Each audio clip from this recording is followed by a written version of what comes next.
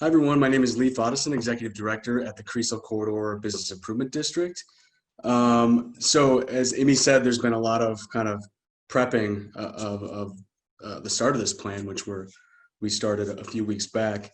But we've been doing other things behind the scenes where opportunities have arose. And those primarily are linked to traffic calming measures and pedestrian safety.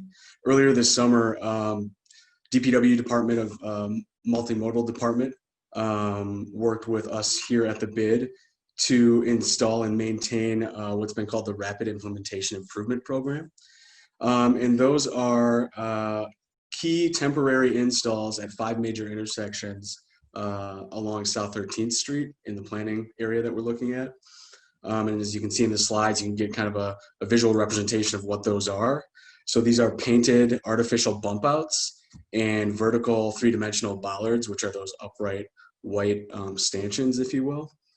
Again, this was a pilot program through DPW to see potentially what impact real bump outs could have on the corridor as it relates to traffic calming, traffic slowing, and pedestrian safety along the roadway there. We've been getting some great responses thus far from the businesses and the residents. And we're looking forward to kind of seeing what that data shows once that project has run through its course. Next slide. Another kind of project that's been in the works for the past 6 months to a year has been the BID's purchase of a RRFB, which is a rectangular rapid flash beacon. So this is kind of like the next level of pedestrian crossing. There's a couple more around the city, particularly at 17th and Lincoln.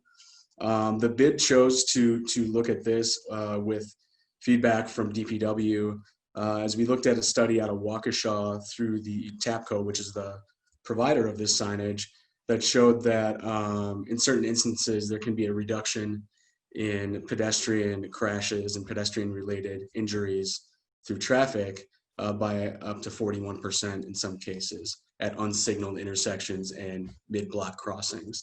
So we saw a great opportunity at 10th and Oklahoma, right near the corner of Zablocki Elementary.